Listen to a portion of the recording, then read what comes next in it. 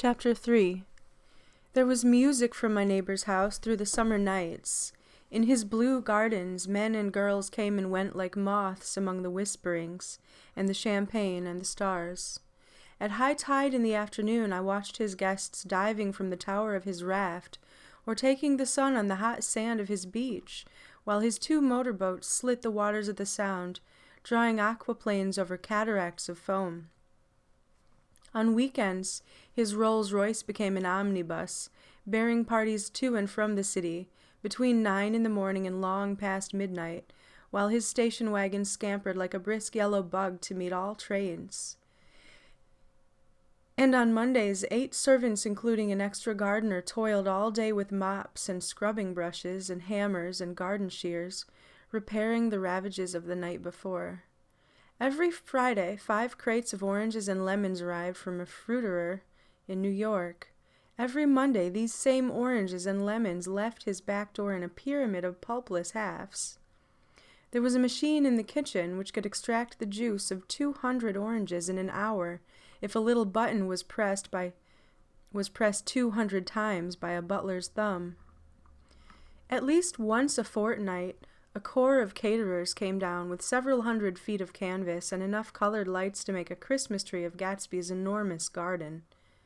On buffet tables garnished with glistening hors d'oeuvres, spiced baked hams, crowded against salads of harlequin designs, and pastry pigs, and turkeys bewitched to a dark gold. In the main hall a bar with a real brass rail was set up, and stocked with gins and liquors, and with cordials, so long forgotten that most of his female guests were too young to know one from another. By 7 o'clock the orchestra has arrived, no thin 5-piece affair, but a whole pitful of oboes and trombones, and saxophones and viols, and cornets and piccolos, and high and low drums. The last swimmers have come in from the beach now and are dressing upstairs. The cars from New York are parked 5 deep in the drive, and already the halls and salons and verandas are gaudy with primary colors, and hair shorn in strange new ways, and shawls beyond the dreams of Castile. The bar is in full swing, and floating rounds of cocktails permeate the garden outside, until the air is alive with chatter and laughter, and casual innuendo, and introductions forgotten on the spot, and enthusiastic meetings between women who never knew each other's names.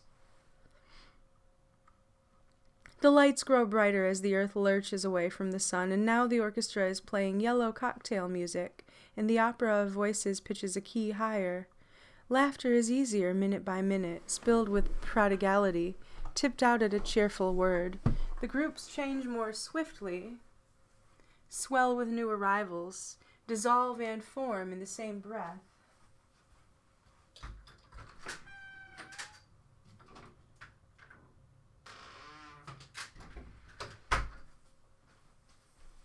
Already there are wanderers, confident girls who weave here and there among the stouter and more stable, become, for a sharp, joyous moment, the center of a group, and then, excited with triumph, glide on through the sea change of faces and voices and color under the constantly changing light. Suddenly one of these gypsies in trembling opal seizes a cocktail out of the air, dumps it down for courage, and moving her hands like Frisco dances out alone on the canvas platform. A momentary hush. The orchestra leader varies his rhythm obligingly for her, and there is a burst of chatter as the erroneous news goes around that she is Gilda Gray's understudy from the Follies. The party has begun. I believe that on the first night I went to Gatsby's house, I was one of the few guests who had actually been invited. People were not invited. They went there. They got into automobiles which bore them out to Long Island, and somehow they ended up at Gatsby's door. Once there, they were introduced by somebody who knew Gatsby, and after that they conducted themselves according to the rules of behavior associated with amusement parks. Sometimes they came and went without having met Gatsby at all, came for the party with a simplicity of heart that was its own ticket of admission. I had been actually invited. A chauffeur in a uniform of robin's egg blue crossed my lawn early that Saturday morning, with a surprisingly formal note from his employer. The honor would be entirely Gatsby's, it said, if I would attend his little party that night. He had seen me several times and had intended to call on me long before, but a peculiar combination of circumstances had prevented it. Signed, J. Gatsby, in a majestic hand. Dressed up in white flannels, I went over to his lawn a little after 7 and wandered around rather ill at ease among swirls and eddies of people I didn't know, though here and there was a face I had noticed on the commuting train. I was immediately struck by the number of young Englishmen dotted about, all well-dressed, all looking a little hungry, and all talking in low, earnest voices to solid and prosperous Americans. I was sure that they were selling something, bonds or insurance or automobiles. They were at least agonizingly aware of the easy money in the vicinity, and convinced that it was theirs for a few words in the right key. As soon as I arrived, I made an attempt to find my host, but the 2 or 3 people of whom I asked his whereabouts stared at me in such an amazed way and denied so vehemently any knowledge of his movements that I slunk off in the direction of the cocktail table, the only place in the garden where a single man could linger without looking purposeless and alone. I was on my way to getting roaring drunk from sheer embarrassment when Jordan Baker came out of the house and stood at the head of the marble steps, leaning a little backward and looking with contemptuous interest down into the garden. Welcome or not, I found it necessary to attach myself to someone before I should begin to address cordial remarks to the passers-by. "Hello," I roared, advancing toward her. My voice seemed unnaturally loud across the garden. "I thought you might be here," she responded absently, and as I came up, "I remembered you lived next door to—" She held my hand impersonally, as a promise that she'd take care of me in a minute, and gave ear to 2 girls in twin yellow dresses who stopped at the foot of the steps. "Hello," they cried together. "Sorry you didn't win." That was for the golf tournament. She had lost in the finals the week before. "You don't know who we are," said one of the girls in yellow, "but we met you here about a month ago." "You've dyed your hair since then," remarked Jordan, and I started, but the girls had moved casually on, and her remark was addressed to the premature moon, produced like the supper, no doubt, of a caterer's basket. With Jordan's slender golden arm resting in mine, we descended the steps and sauntered about the garden.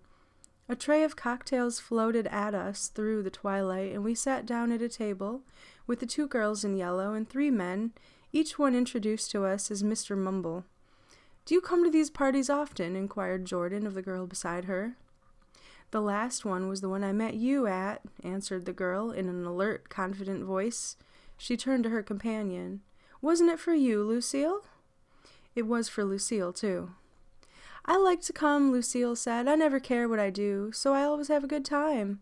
When I was here last, I tore my gown on a chair, and he asked me my name and address. Inside of a week, I got a package from Croirier's with a new evening gown in it." "Did you keep it?" asked Jordan. "Sure I did. I was going to wear it tonight, but it was too big in the bust and had to be altered. It was gas blue with lavender beads. $265. "There's something funny about a fellow that'll do a thing like that," said the other girl eagerly. "He doesn't want any trouble with anybody." "Who doesn't?" I inquired. "Gatsby. Somebody told me." The 2 girls and Jordan leaned together confidentially. "Somebody told me they thought he killed a man once." A thrill passed over all of us. The 3 Mr. Mumbles bent forward and listened eagerly. "I don't think it's so much that," argued Lucille skeptically. "It's more that he was a German spy during the war." One of the men nodded in confirmation. "I heard that from a man who knew all about him. Grew up with him in Germany," he assured us positively. "Oh no," said the first girl. "It couldn't be that, because he was in the American army during the war." As our credulity switched back to her, she leaned forward with enthusiasm. "You look at him sometimes when he thinks nobody's looking at him. I'll bet he killed a man." She narrowed her eyes and shivered. Lucille shivered. We all turned and looked around for Gatsby. It was testimony to the romantic speculation he inspired that there were whispers about him, from those who found little that it was necessary to whisper about in this world.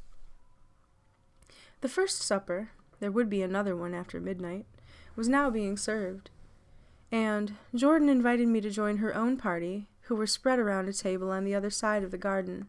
There were 3 married couples, and Jordan's escort, a persistent undergraduate given to violent innuendo, and obviously under the impression that sooner or later Jordan was going to yield him up her person to a greater or lesser degree. Instead of rambling, this party had preserved a dignified homogeneity, and assumed to itself the function of representing the staid nobility of the countryside. East Egg condescending to West Egg and carefully on guard against its spectroscopic gaiety. "Let's get out," Jordan whispered, after a somehow wasteful and inappropriate half-hour. "This is much too polite for me." We got up, and she explained that we were going to find the host. She had never met him, she said, and it was making me uneasy. The undergraduate nodded in a cynical, melancholy way. The bar, where we glanced first, was crowded, but Gatsby was not there. She couldn't find him from the top of the steps, and he wasn't on the veranda. On a chance, we tried an important-looking door, and walked into a high, Gothic library, paneled with carved English oak, and probably transported complete from some ruin overseas. A stout, middle-aged man with enormous owl-eyed spectacles was sitting somewhat drunk on the edge of a great table, staring with unsteady concentration at the shelves of books. As we entered, he wheeled excitedly around and examined Jordan from head to foot. "What do you think?" he demanded impetuously. "About what?" He waved his hand toward the bookshelves. "About that! As a matter of fact, you needn't bother to ascertain. I ascertained. They're real." "The books?" He nodded. "Absolutely real. Have pages and everything. I thought they'd be a nice durable cardboard. Matter of fact, they're absolutely real. Pages and, here, let me show you." Taking our skepticism for granted, he rushed to the bookcases and returned with volume 1 of the Stoddard Lectures. "See," he cried triumphantly, "it's a bona fide piece of printed matter. It fooled me. This fellow's a regular Belasco. It's a triumph. What thoroughness. What realism. Knew when to stop, too. Didn't cut the pages. But what do you want? What do you expect?" He snatched the book from me and replaced it hastily on its shelf, muttering that if one brick was removed, the whole library was liable to collapse. "Who brought you?" he demanded, "or did you just come?" "I was brought. Most people were brought." Jordan looked at him alertly, cheerfully, without answering. "I was brought by a woman named Roosevelt," he continued. "Mrs. Claude Roosevelt. Do you know her? I met her somewhere last night. I've been drunk for about a week now, and I thought it might sober me up to sit in the library." "Has it?" "A little bit, I think. I can't tell yet. I've only been here an hour. Did I tell you about the books? They're real. You told us." We shook hands with him gravely and went back outdoors. There was a dancing now on the canvas in the garden, old men pushing young girls backward in eternal graceless circles, superior couples holding each other tortuously, fashionably, and keeping in the corners, and a great number of single girls dancing individualistically or relieving the orchestra for a moment of the burden of the banjo or the traps. By midnight the hilarity had increased. A celebrated tenor had sung in Italian, and a notorious contralto had sung in jazz, and between the numbers people were doing stunts all over the garden, while happy vacuous bursts of laughter rose toward the summer sky. A pair of stage twins, who turned out to be the girls in yellow, did a baby act in costume, and champagne was served in glasses bigger than finger bowls. The moon had risen higher, and floating in the sound was a triangle of silver scales, trembling a little to the stiff, tinny drip of the banjos on the lawn. I was still with Jordan Baker. We were sitting at a table with a man of about my age, and a rowdy little girl who gave way upon the slightest provocation to uncontrollable laughter. I was enjoying myself now. I had taken 2 finger bowls of champagne, and the scene had changed before my eyes into something significant, elemental, and profound. At a lull in the entertainment, the man looked at me and smiled. "Your face is familiar," he said politely. "Weren't you in the 3rd Division during the war?" "Why, yes, I was in the 9th Machine Gun Battalion." "I was in the 7th Infantry until June 1918. I knew I'd seen you somewhere before." We talked for a moment about some wet, gray little villages in France.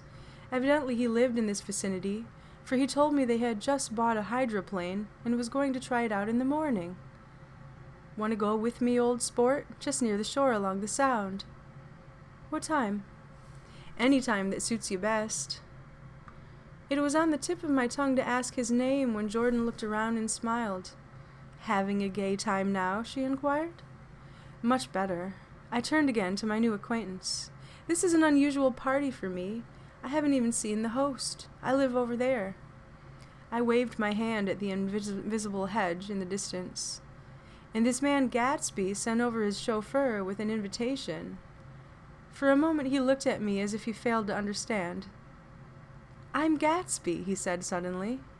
What? I explained. Oh, I beg your pardon. I thought you knew, old sport. I'm afraid I'm not a very good host. He smiled understandingly, much more than understandingly. It was one of those rare smiles with a quality of eternal reassurance in it that you may come across 4 or 5 times in life. It faced, or seemed to face, the whole external world for an instant, and then concentrated on you with an irresistible prejudice in your favor. It understood you just so far as you wanted to be understood, believed in you as you would like to believe in yourself, and assured you that it had precisely the impression of you that, at your best, you hoped to convey. Precisely at that point it vanished, and I was looking at an elegant young roughneck a year or 2 over 30, whose elaborate formality of speech just missed being absurd. Some time before he introduced himself, I got a strong impression that he was picking his words with care. Almost at the moment when Mr. Gatsby identified himself, a butler hurried toward him with the information that Chicago was calling him on the wire. He excused himself with a small bow that included each of us in turn. If you want anything, just ask for it, old sport, he urged me. Excuse me, I will rejoin you later. When he was gone, I turned immediately to Jordan, constrained to assure her of my surprise.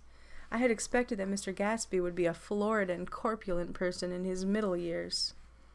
Who is he? I demanded. Do you know? He's just a man named Gatsby. Where is he from, I mean, and what does he do? Now you're started on this subject, she answered with a wan smile. Well, he told me once he was an Oxford man. A dim background started to take shape behind him, but at her next remark it faded away. However, I don't believe it. Why not? I don't know, she insisted. I just don't think he went there. Something in her tone reminded me of the other girl's "I think he killed a man," and had the effect of stimulating my curiosity. I wouldn't have accepted without question the information that Gatsby sprang from the swamps of Louisiana or from the lower east side of New York. That was comprehensible, but young men didn't, at least in my provincial inexperience, I believed they didn't, drift coolly out of nowhere and buy a palace on Long Island Sound. Anyhow, he gives large parties, said Jordan, changing the subject with an urbane distaste for the concrete. And I like large parties. They're so intimate. At small parties, there isn't any privacy. There was the boom of a bass drum, and the voice of the orchestra leader rang out suddenly among the echolalia of the garden. Ladies and gentlemen, he cried, at the request of Mr. Gatsby, we are going to play for you Mr. Vladimir Tostof's latest work, which attracted so much attention at Carnegie Hall last May. If you read the papers, you know there was a big sensation. He smiled with jovial condescension and added, some sensation, whereupon everybody laughed. The piece is known, he concluded lustily, as Vladimir Tostof's Jazz History of the World. The nature of Mr. Tostof's composition eluded me because, just as it began, my eyes fell on Gatsby, standing alone on the marble steps, and looking from one group to another with approving eyes. His tanned skin was drawn attractively tight on his face, and his short hair looked as though it were trimmed every day. I could see nothing sinister about him. I wondered if the fact that he was not drinking helped me to set him off from his guests, for it seemed to me that he grew more correct as the fraternal hilarity increased. When the Jazz History of the World was over, girls were putting their heads on men's shoulders in a puppyish, convivial way. Girls were swooning backward playfully into men's arms. even into groups knowing that someone would arrest their falls, but no one swooned backward on Gatsby, and no French bob touched Gatsby's shoulder, and no singing quartets were formed with Gatsby's head for one link. I beg your pardon. Gatsby's butler was suddenly standing beside us. Miss Baker? He inquired. I beg your pardon, but Mr. Gatsby would like to speak to you, alone. With me? She exclaimed in surprise. Yes, madam. She got up slowly, raising her eyebrows at me in astonishment, and followed the butler toward the house. I noticed that she wore her evening dress, all her dresses, like sports clothes. There was a jauntiness about her movements, as if she had first learned to walk upon golf courses on clean, crisp mornings. I was alone, and it was almost 2. For some time, confused and intriguing sounds had issued from a long, many-windowed room, which overhung the terrace, eluding Jordan's undergraduate, who was now engaged in an obstetrical conversation with 2 chorus girls, and who implored me to join him. I went inside. The large room was full of people. One of the girls in yellow was playing the piano, and beside her stood a tall, red-haired young lady from a famous chorus, engaged in song. She had drunk a quantity of champagne, and during the course of her song she had decided ineptly that everything was very sad, very, very sad. She was not only singing, she was weeping too.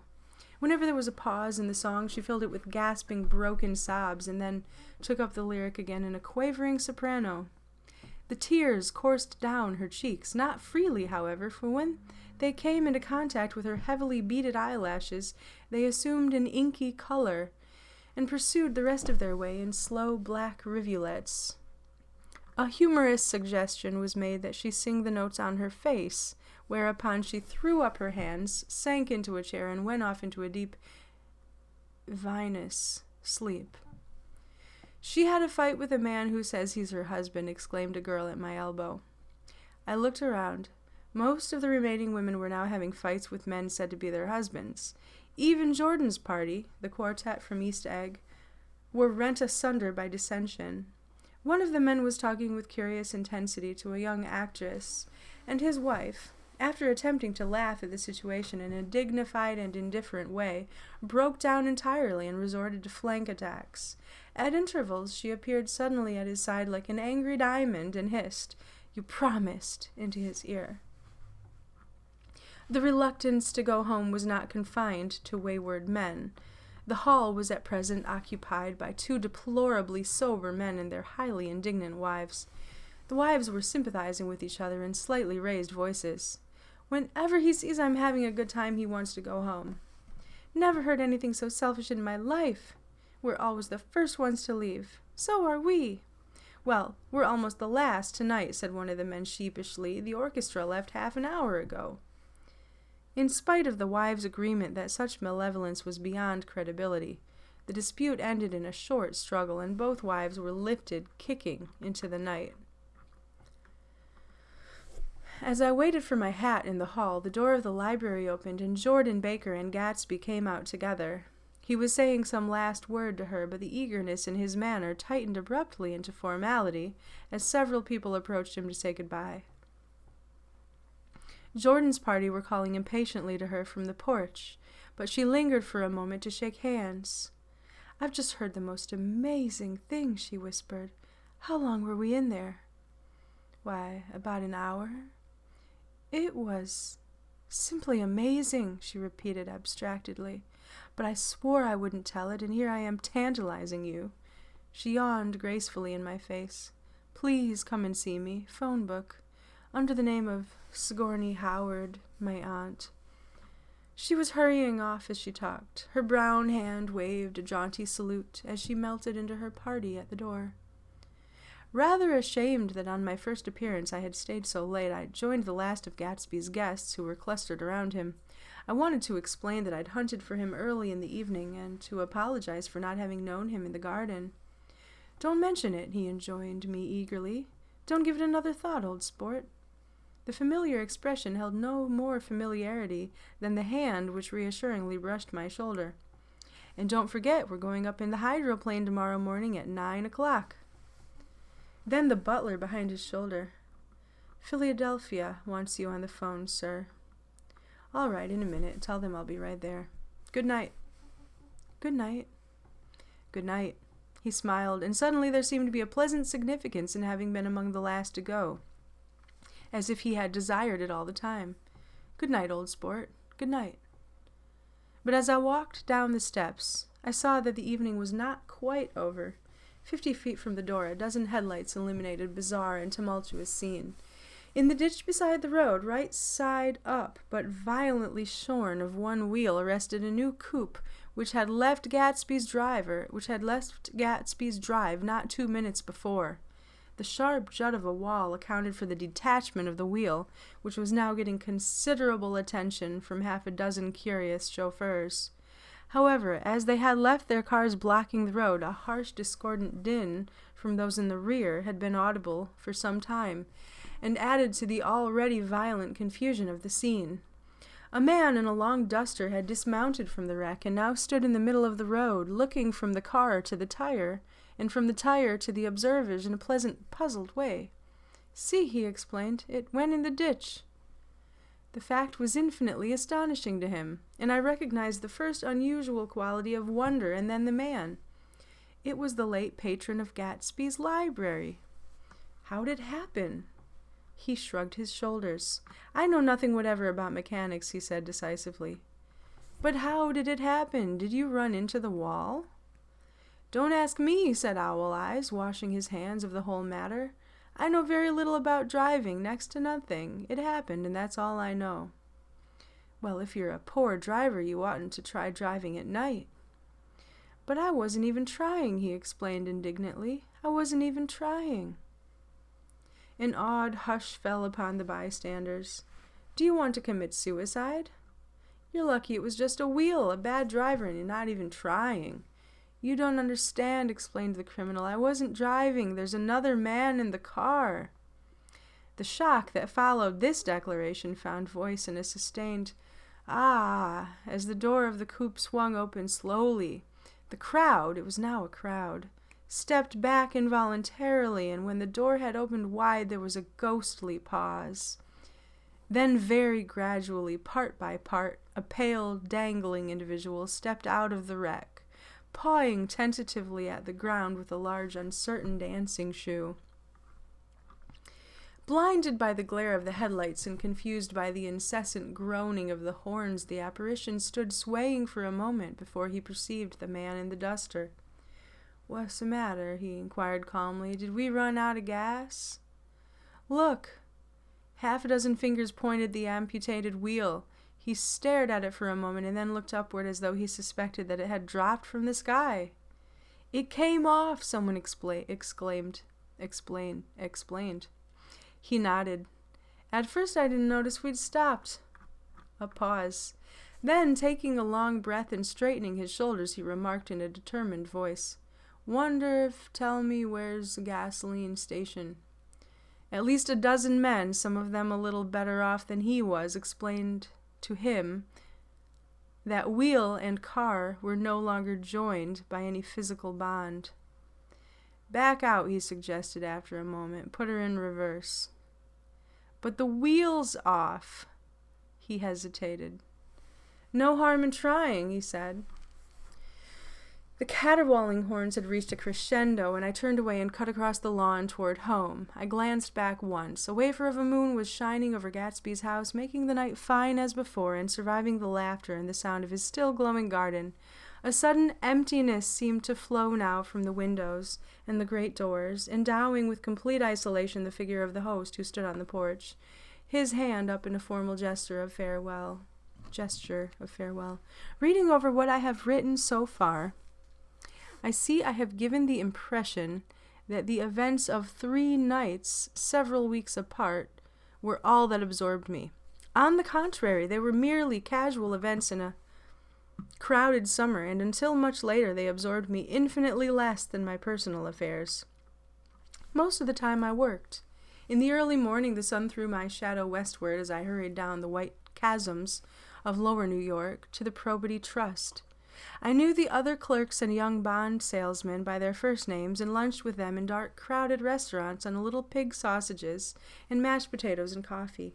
I even had a short affair with a girl who lived in Jersey City and worked in the accounting department. But her brother began throwing mean looks in my direction, so when she went on her vacation in July, I let it blow quietly away. I took dinner usually at the Yale Club. For some reason, it was the gloomiest event of my day, and then I went upstairs to the library and studied investments and securities for a conscientious hour. There were generally a few rioters around, but they never came into the library, so it was a good place to work.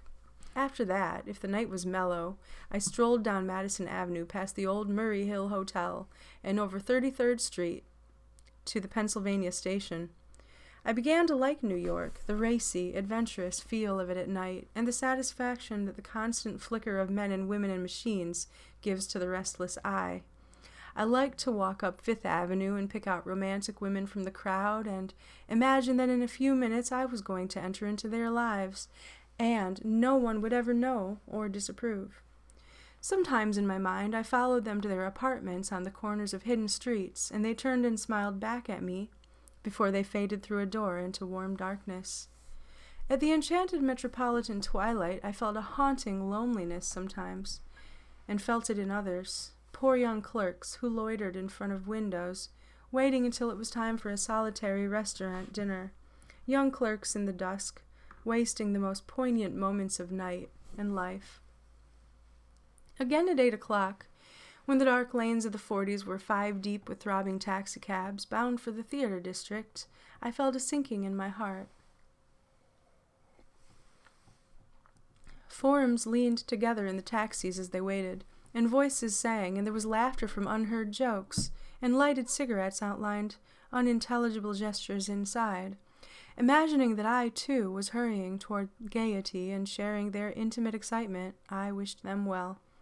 For a while I lost sight of Jordan Baker, and then in midsummer I found her again. At first I was flattered to go places with her because she was a golf champion and everyone knew her name. Then it was something more. I wasn't actually in love, but I felt a sort of tender curiosity. The bored, haughty face that she turned to the world concealed something. Most affectations conceal something eventually, even though they don't in the beginning. And one day I found what it was. When we were on a house party together up in Warwick, she left a borrowed car out in the rain with the top down, and then lied about it, and suddenly I remembered the story about her that had eluded me that night at Daisy's. At her first big golf tournament there was a row that nearly reached the newspapers, a suggestion that she had moved her ball from a bad lie in the semifinal round. The thing approached the proportions of a scandal, then died away. A caddy retracted his statement, and the only other witness admitted that he might have been mistaken. The incident and the name had remained together in my mind. Jordan Baker instinctively avoided clever, shrewd men, and now I saw that this was because she felt safer on a plane where any divergence from a code would be thought impossible. She was incurably dishonest. She wasn't able to endure being at a disadvantage, and given this unwillingness, I suppose she had begun dealing in subterfuges when she was very young, in order to keep that cool, insolent smile turned to the world and yet satisfy the demands of her hard, jaunty body. It made no difference to me. Dishonesty in a woman is a thing you never blame deeply. I was casually sorry, and then I forgot. It was on that same house party that we had a curious conversation about driving a car. It started because she passed so close to some workmen that our fender flicked a button on one man's coat. "You're a rotten driver," I protested. "Either you ought to be more careful or you oughtn't to drive at all." "I am careful." "No, you're not." "Well, other people are," she said lightly. "What's that got to do with it?" "They'll keep out of my way," she insisted. "It takes 2 to make an accident." "Suppose you met somebody just as careless as yourself."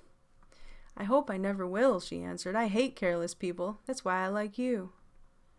Her gray, sun-strained eyes stared straight ahead, but she had deliberately shifted our relations, and for a moment I thought I loved her. But I am slow-thinking and full of interior rules that act as brakes on my desires, and I knew that first I had to get myself definitely out of that tangle back home. I'd been writing letters once a week and signing them "Love, Nick," and all I could think of was how, when that certain girl played tennis, a faint mustache of perspiration appeared on her upper lip. Nevertheless, there was a vague understanding that had to be tactfully broken off before I was free. Everyone suspects himself of at least one of the cardinal virtues, and this is mine. I am one of the few honest people that I have ever known.